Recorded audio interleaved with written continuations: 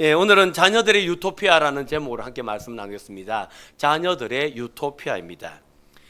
사랑하는 성도 여러분, 여러분들은 어떤 부모가 되고 싶으십니까?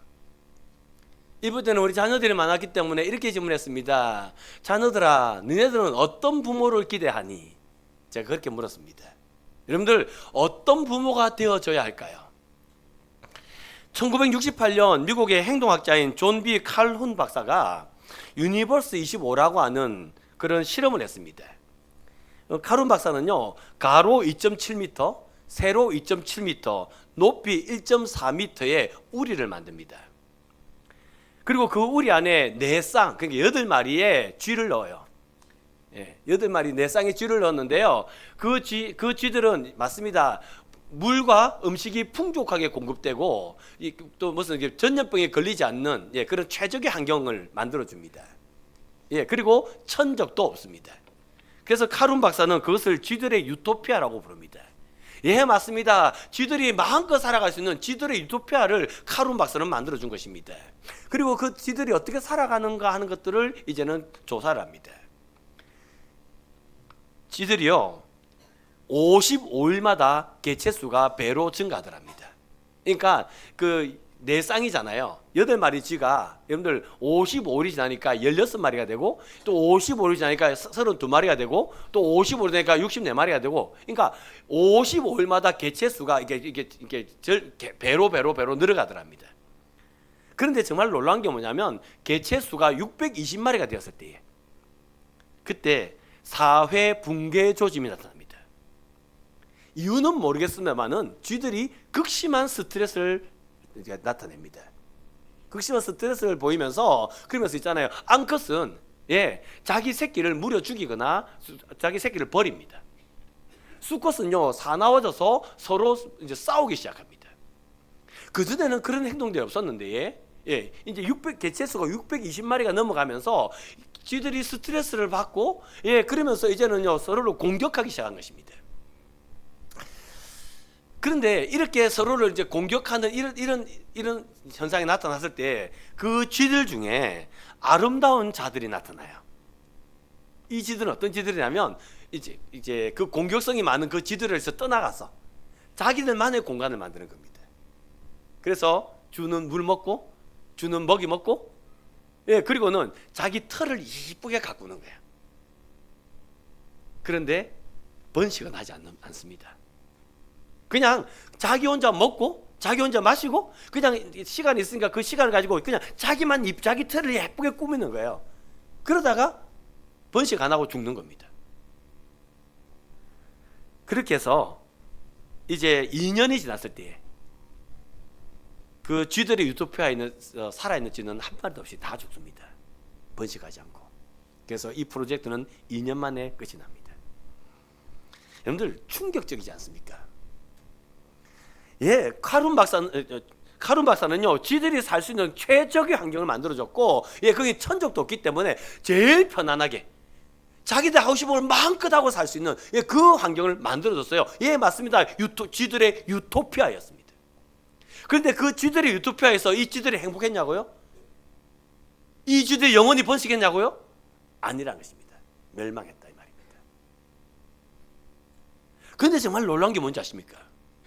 정말 충격적인 게 뭐냐면 지금 우리가 우리의 자녀들에게 쥐들의 유토피아를 만들어 주려 한다 이 말입니다. 여기 계신 부모님들, 지금 여러분들이 왜 열심히 사십니까? 무엇을 하기 위하여 낮밤 없이 일을 하십니까? 사실 알고 보면 이거 아닙니까? 내가 조금 더 수고해서 내 자식은 좀 더 좋은 환경에서 살게 하겠다. 내가 가진 수고와 내가 가진 고통 없이 내 자녀는 그렇게 살게 하겠다. 그래서 우리는 자녀들의 유토피아를 만들어주기 위해서 우리는 수고하고 애쓰고 삽니다. 그런데 여러분들, 그 자녀들에게 만들어진 그 유토피아가 자녀들 영원히 살게 하냐고요? 칼훈 박사의 쥐들의 유토피아 실험을 보면 그게 망하는 길이었다는 것입니다. 여러분들은 지금 자녀들을 어떻게 양육하고 있습니까? 여러분들은 자녀에게 어떤 부모가 되어져야 한다고 생각하십니까? 이제 오늘 본문을 한번 보시기 바랍니다. 오늘 본문은 사도 바울이 쓴 에베소에 쓴 편지입니다. 사도 바울은 에베소서 성도들에게 이렇게 말하죠. 자녀를 노엽게 하지 말고 교훈과 훈계로 양육하라. 여러분들 우리 본문 한번 읽어보실까요? 에베소 6장 4절 말씀 우리 먼저 같이 함께 읽겠습니다. 같이 읽습니다. 시작. 또 아비들아 너희 자녀를 노엽게 하지 말고 오직 주의 교훈과 훈계로 양육하라. 아멘. 여러분들 지금 우리가요 에베소 6장 4절 말씀 읽으면 아 그래 맞지 하고 고개를 끄덕끄덕 할 겁니다. 그러나 여러분 이게 지금 오늘날 쓰여진 편지가 아니라 이게 로마 시대 때 쓰여진 편지입니다. 여러분들 로마 시대 때의 아버지와 자녀의 관계를 혹시 아십니까? 로마 시대 때 그 아버지는요 절대적 부권을 갖고 있었습니다. 그래서 아버지가 자식을 낳았습니다. 근데 그 자식을 살리고 싶으면 살릴 수 있었고 죽이고 싶으면 죽일 수도 있었습니다. 그러면 이제 말 다 했죠. 그 자녀를 먹이고 싶으면 먹일 수도 있었고요. 그 자녀를 굶기고 싶으면 굶길 수도 있었어요. 그 자녀를 교육시키고 싶었으면 아버지가 교육시킬 수 있지만 아버지가 이놈은 배워서 안 돼라고 하면 그 자녀를 가르치지 않았습니다. 아버지의 절대적 부권. 네, 그 아버지에게 자녀는요 로마 시대 때에 아버지에게서 자녀는 내 소유물이었습니다. 내 소유물. 이게 그 당시 로마의 문화고 가치였습니다. 그런 시대에 지금 사도 바울이 뭐라고 말하냐면 내 자녀를 노엽게 하지 말라라고 말하는 거예요. 여러분 여기서 노엽게 하지 말라는 말의 의미가 뭐겠습니까? 이 말은 이런 의미를 내포하고 있습니다. 내 자녀를 노엽게 하지 말라는 이 말은 네 자녀는 하나님의 모양과 형상대로 지음받았기 때문에 네 자녀는 소유물로 대하지 말고 인격체로 대하라 이 말입니다. 자녀를 뭐로 대하라? 인격체로 대하라. 그러니까 그 당시 로마 시대 때 사람들이요 이 바울의 편지를 읽으면 깜짝깜짝 놀랐을 겁니다. 뭐? 자녀를 인격체로 대하라고? 자녀는 내 소유물인데. 그 시대 사람들이 깜짝깜짝 놀랐을 겁니다. 근데 여러분들 그러면 그 자녀를 여러분들 인격체로 대하는 모습은 어떤 모습일까요? 이 부분에 있어서는요 이제 우리가 깜짝깜짝 놀라야 됩니다. 왜냐하면 우리는요 자녀를 인격체로 하나님의 모양과 형상대로 지음받은 인격체로 대한단 말은 그 자녀들을 존중하고 맞죠?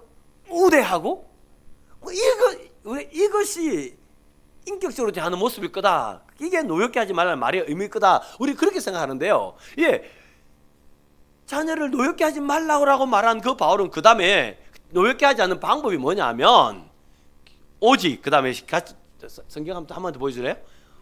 오직 시작. 오직 주의 교훈과 훈계로 양육하라.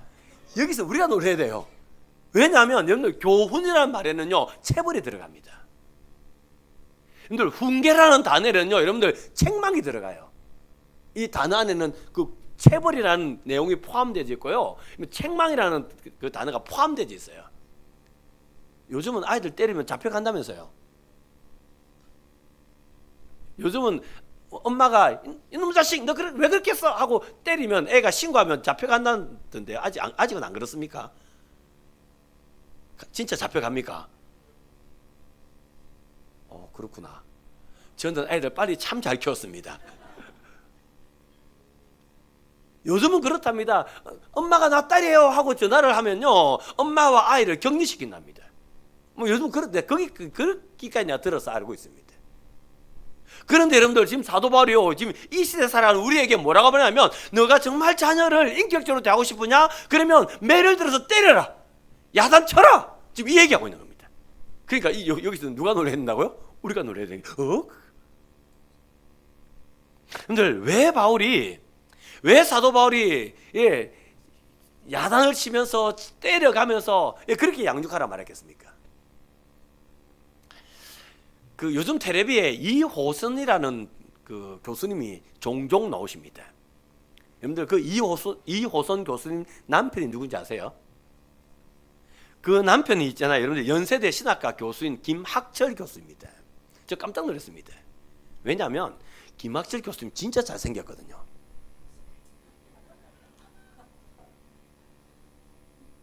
제가 김학철 교수님 그 강의를 유튜브에서 제가 종종 들었었습니다.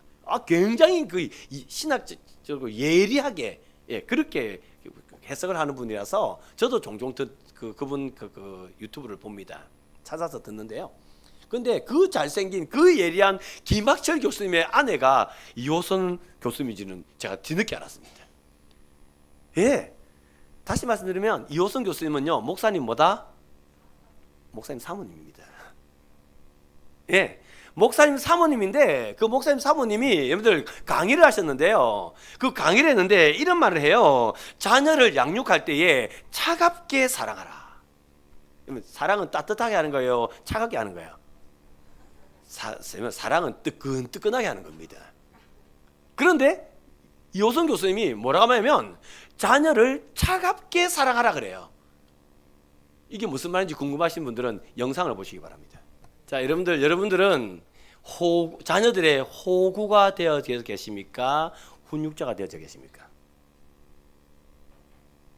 내 아이들이 원하는 것은 다 해줘야 돼. 예, 그래서 있잖아요. 자녀들이 원하는 걸 다 해주는 부모를 여러분들 훈육자를 하지 않아요. 그런 사람을 호구라 그럽니다.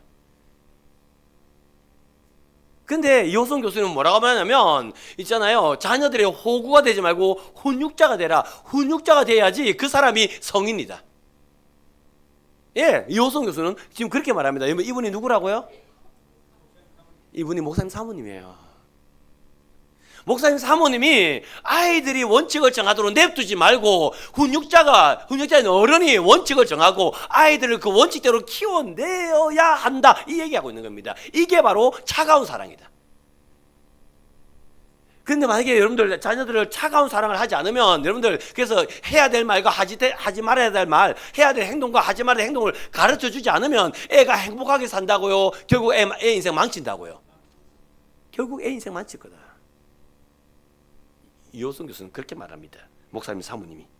근데 여러분들 저는요, 이 강의를 들으면서요, 이게 성경적이다, 저는 그렇게 생각합니다. 이게 성경적이다. 왠지 아십니까? 여러분들 이 땅에 사는 모든 사람은 다 죄성을 갖고 있습니다. 지금 여러분 자녀들 있잖아요. 너무 이쁠 거예요. 진짜 제가 제일 싫은 게 있잖아요. 그 푸사랍니까? 거기 손주 사진 올린 사람 제가 제일 싫어합니다. 어디께서 지태일 장로님이 내가 안 보겠다 하는데 계속 보라는 거예요. 그래서 바꾸고 내가 이제 안 본다 했는데 제가 제일 싫어합니다. 예? 얼마나 이쁘면 그래 하겠습니까? 목사가 안 보겠다 하는데 억지로 보라고 또 바꿔가면서 또 보여주는 거예요. 얼마나 이쁘면 그래 하겠습니까? 제가 그 마음 충분히 이해가 됩니다. 내가 시기심이 많아서 그렇지. 충분히 이해가 됩니다. 얼마나 이쁘겠어요. 근데 여러분들 그 이쁜 그 손주가, 그 이쁜 그 자녀가 여러분들 아십니까? 죄성을 갖고 있다는 거. 근데 죄성을 갖고 있는 그 자녀가요, 그 자녀가 하자는 대로 원하는 대로 잘한다 하면서 계속 뒷받침해주면 그러면 그 아이가 생명의 길로 갈까요? 사망의 길로 갈까요? 결국 그 아이는 멸망의 길로 가는 겁니다. 그거는요, 우리가 죄성을 가졌기 때문에 어쩔 수 없는 겁니다. 그러니까 아이가 가고자 하는 길을 냅두는 게 아니라 부모가 원칙을 정해서 말씀대로 아이를 끌어당겨야 되는 거예요. 끌어당겨야 생명의 길로 갈 거 아닙니까? 그래서 저는 이호선 교수님 이 차갑게 사랑하라, 저는 이게 성경적이라고 생각합니다. 근데 저는요, 이거는 목사로서 드리는 말씀이고요. 저 개인적으로 생각해봐도 여러분들 이호선 교수님대로 말씀대로 아이를 키워야 된다고 저는 생각합니다. 좀 다르게 설명해 드려볼게요. 여러분들 제가요 2014년에 교회가 허락해서 안식년을 다녀왔습니다. 7주 동안 미국을 갔었습니다. 그래서 있잖아요, LA, 맨 처음에 뉴욕, 그 다음에 캐나다, 그 다음에 저 애틀란타, LA, 그 다음에 저 어디 밑에 키웨스트, 그다음에 하와이, 하와이라 하면 미국 사람 못 알아듣습니다. 하와이라 알아듣더라고요. 예, 하와이, 제가 그렇게 다녀왔습니다. 참 많은 곳을 갔다 왔죠. 그러니까 이제 제가 지금도요, 한 10년 지났죠? 10년이 지났는데요. 제가 지금도 미국에 갔던 그 곳들을 제가 기억을 많이 하고 있습니다. 근데 제가 갔던 곳 중에 한 곳이 지금도 기억에 남는 곳이 어디냐면 LA 다저스 스타디움입니다. 야구 경기장. 사막에 있습니다. 근데 제가 있잖아요. 그 야구를 보러 안 갔겠습니까? 야구를 보러 갔어요. 아내랑 둘이서 가가지고 그랬죠. 우리가 이렇게 가격을 낮은 대로 이제 좌석을 달라고 로우 했더니 그 매표 판매한 아가씨는 자리를 낮은 대로 할 거라고 자꾸 값이 올라가는 거예요. 뭔 말인지 알겠죠? 좌석이 위로 올라가면 싸잖아요. 그러니까 우리는 값 싼 거를 달라고 이제 로우로 했더니 그 사람은 자리를 자꾸 낮춰서 값이 더 올라가가지고 한참을 갖다 얘기해서 겨우 이제 제일 싼 좌석을 찾은 하여튼 그런 에피소드도 있었고요. 예, 그래서 야구를 보러 갔는데 경기장에 들어가니까요. 와, 류현진 선수가요 공을 던지는데 덩치가 이렇다. 제 눈에 이렇게 보여요. 그냥 경기장이 꽉 찬 것이 보이더라고요. 그래 공을 던지는데 이제 얼마나 공을 잘 던지는지 그날 탈삼진 10개 잡습니다. 6회까지 공 던지는데 탈삼진 10개 잡아요. 타자들이 꼼짝을 못 하더라고요. 그래서 그날 유현진 선수가 여러분들 10승을 하는 날이었습니다. 제가 얼마나 기분이 좋았던지 그 뜨거운 태양 아래서 있잖아요. 막, 와! 제가 응원을 하고 왔습니다. 근데 제가 오늘 여러분께 말씀드리고 싶은 건 이겁니다. 그 유현진 선수의 영어 실력이 어느 정도 될까요? 공 던지는 거 말고 그 유현진 선수의 영어 실력 어느 정도 될까요? 여러분, 유현진 선수가요, 그 듣기 있잖아요. 듣기는 모든 영어를 다 완벽하게 듣는답니다. 미국 사람 영어 하는 우리 잘 못 알아듣거든요. 근데 100% 알아듣는답니다. 그리고요, 이제 말하는 거, 스피킹. 그 말하는 거는요, 뭐 아주 화려하게 언어를 구사하는 못하지만, 예, 전치사와 동명사를 쓰면서 자기가 원하는 영어는 구사 다 한답니다. 기가 막히잖아요.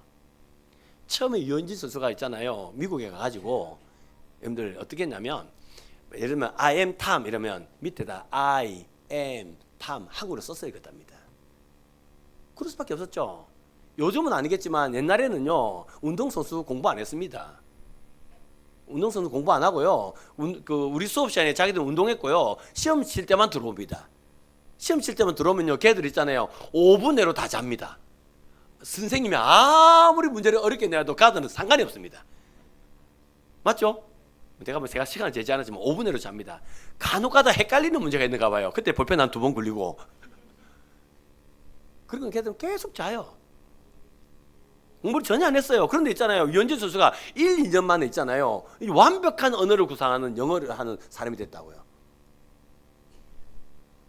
좀 놀랍지 않습니까? 저는 그때 이렇게 생각했습니다. 저는요 그래 유현진이라는 그 메이저급 투수가 미국 갔으니까 여러분들 그 영어 선생님이 얼마나 유능한 선생님이었을까요? 그러니까 그 유능한 선생님 붙여줬으니까 영어를 저렇게 잘하지 저 그렇게 생각했거든요. 근데 그게 아니랍니다. 유현진 선수가 왜 영어 잘하는지 아세요? 어릴 때 영어 공부 하나도 안 했는데 미국 가서 1, 2년 만에 어떻게 유창한 영어 실력자가 된 줄 아세요? 여러분 운동이 쉬운 게 아니랍니다. 뭐 저도 사실 초등학교 다닐 때 농구 선수 해봤거든요. 그리고 우리 학교 소년체전도 가고 했거든요. 그래서 합숙도 하고 해봤는데요. 근데 운동도 쉽지 않습니다. 아침 6시에 일어나면요 먼저 구보를 먼저 합니다. 구보하고 나면 기초 체력하고 이제 구보하고 나면 기초 운동하고요. 예, 그러고 나면요 이제 뭐 이렇게 아침 먹고 또 4시간 운동하고 정말 힘듭니다. 그래 하면. 근데 있잖아요 유현진 선수 그걸 하는 거예요. 왜 그 힘든 운동을 어떻게 하는지 아십니까? 왜 하는지 아십니까? 성취감입니다. 성취감. 막 운동해가지고요 몸이 좋아지고요. 그러면서 내 공 구속이 120에서 140 올라가는 겁니다. 예, 그리고요 슬라이드를 던지는데 예리한 각도로 슬라이드가 툭툭툭 떨어지는 겁니다. 예, 그러면 그거 한번 할 거라고요 운동을 얼마나 열심히 하는지. 그래서 그 슬라이드 하나 딱 들어가면요 우악 하는 겁니다. 그래서 운동선수는요 공부는 안 했지만 뭘 하냐면 이 역경을 이기면 이 어려움을 이기면 성취감이 있다. 그래서 그 성취감을 맛본 사람은요 아무리 힘들어도 뚫고 나간다는 겁니다. 영어요? 하나도 모르니까 얼마나 힘들었겠습니까? 너무 힘들었겠죠. 그런데 있잖아요 너무 힘든데요 유현진 선수는 포기를 안 한 거예요. 왠지 아십니까? 이게 이만큼 어려운 만큼 뭐도 있다? 어려운 만큼 성취감이 있다. 예, 그래서 저는 지금도 영어가 어렵거든요. 그래서 저는 안 하거든요. 근데 이분은요, 성취감을 아니까 어려워도 하는 거예요. 이거 이렇게 어려우면 얼마나 성취감이 크겠노 하고 하는 겁니다. 그래서 뚫어내서 1, 2년 만에 영어를 그렇게 잘하는 사람이 된 거예요. 근데 여러분들, 행복이 거기 있는 거 아닙니까? 제가 여러분들 사실은 설교 때 쓰려고 자료를 못 안오겠었는데 앞만 찾아도 못 찾아서 지금 제가 자세하게 말씀 못 드리겠고요. 근데 제가 가진 자료 중에 이런 게 있었습니다. 사람은요, 아무것도 안 하고 편안히 누워있을 때 행복한 게 아니랍니다. 사람은 아무것도 안 하고 편안히 누워있을 때 행복한 게 아니라 사람은요, 어렵고 힘든 일을 뚫어냈을 때, 그래서 그 성취감을 느낄 때 그때 사람은 행복하답니다.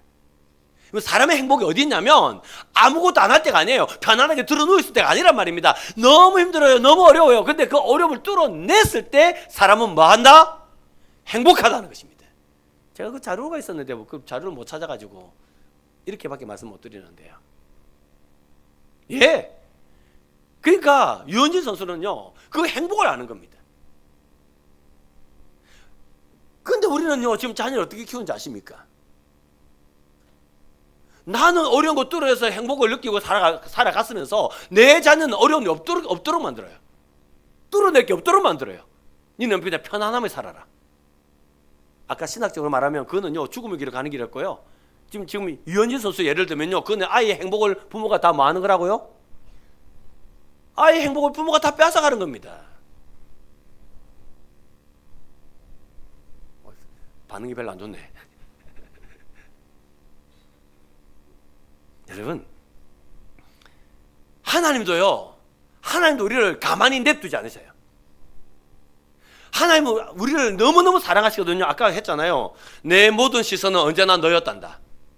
하나님은요, 하나님의 그 모든 시선이 우리한테 있어요. 우리를 그만큼 하나님이 사랑하세요. 근데 그 사랑하신 하나님은요, 우리를요, 편안하게 냅두지 않으세요. 보십시오. 출애굽기 4장을 보면 하나님이 미디안 광야에 있는 모세를 부르십니다. 그때 모세가요, 그 하나님이 가라는 이집트로 애굽으로 간다 안 합니다. 너는 애굽으로 가서 내 백성을 구원하라. 하나님 그렇게 말씀할 때 모세는 그렇게 말하죠. 하나님, 보낼 만한 자를 보내소서. 그 말은 가겠단 말입니까? 안 가겠단 말입니까?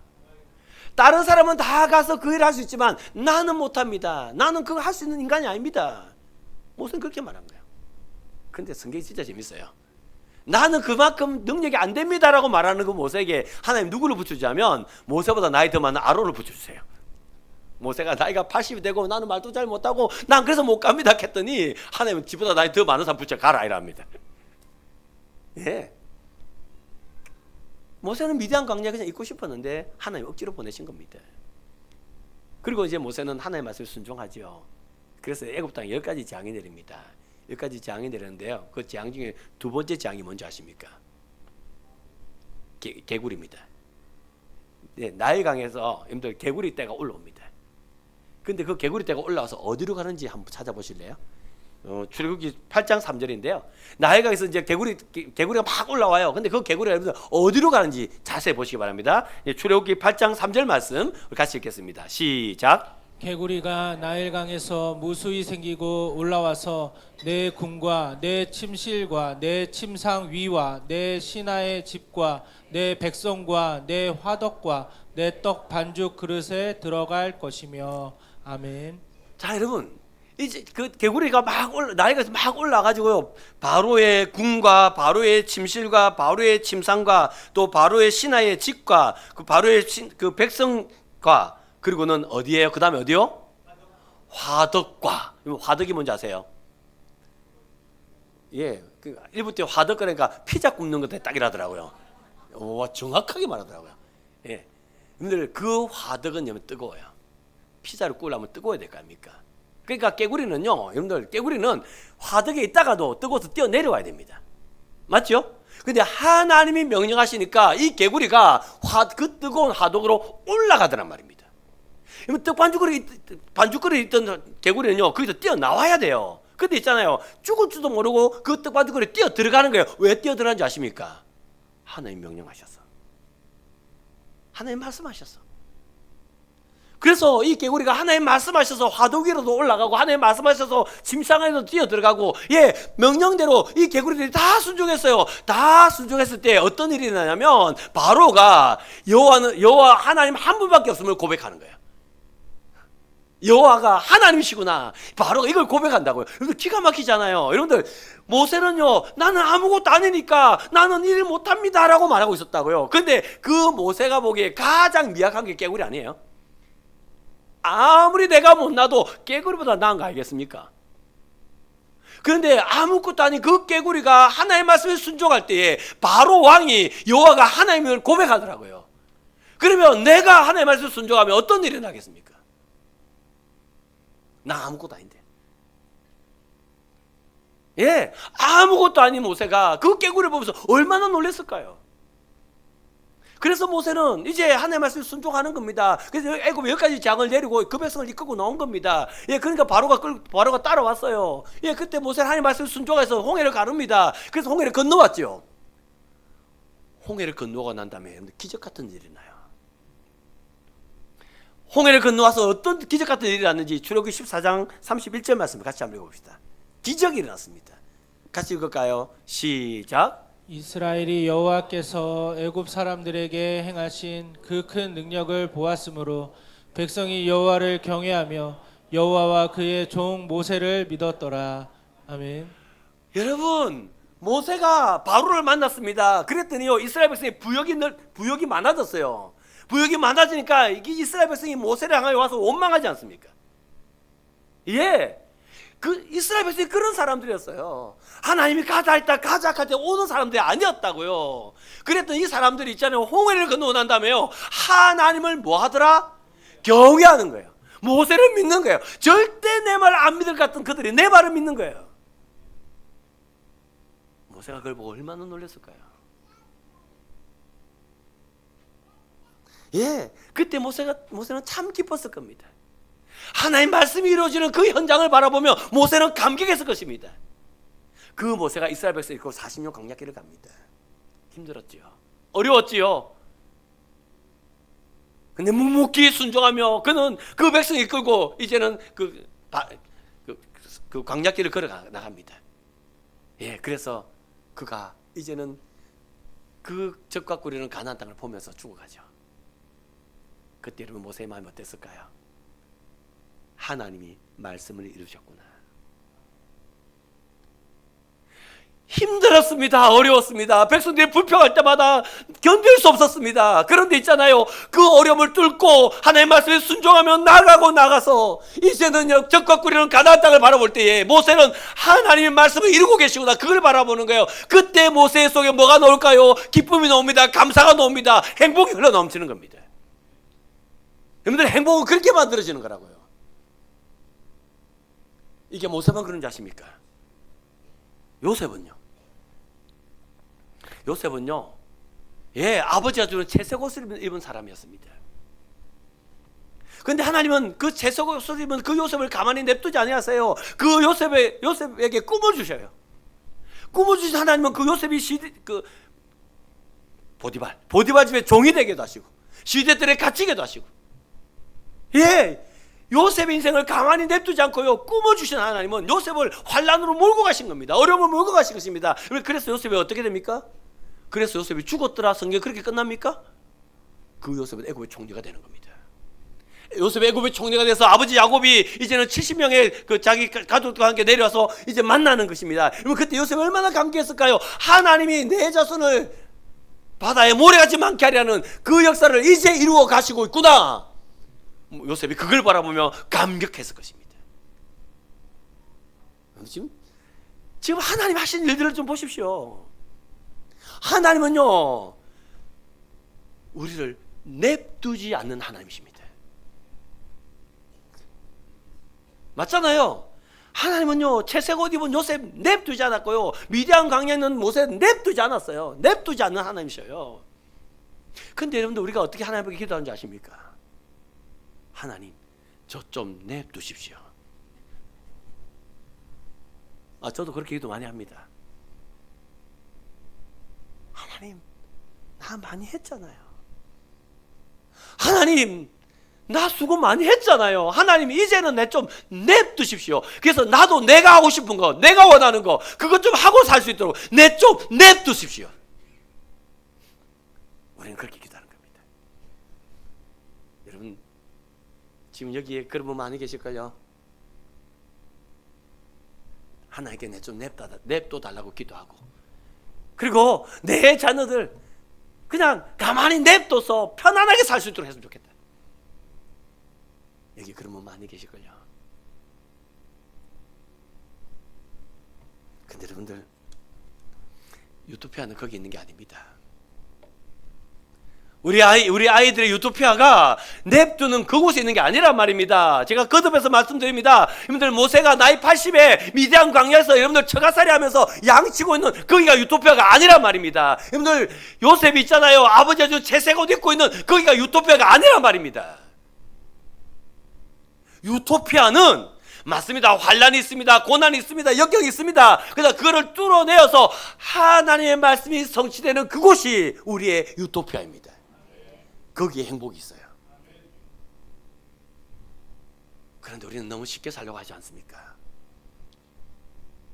그런데 우리는 너무 편안하게 살려고 하고 있지는 않습니까? 사랑하는 성도 여러분, 우리 유토피아가 말씀이 성취되는 거기 있음을 믿고 고백할 수 있는 저와 여러분 될 수 있기를 바랍니다.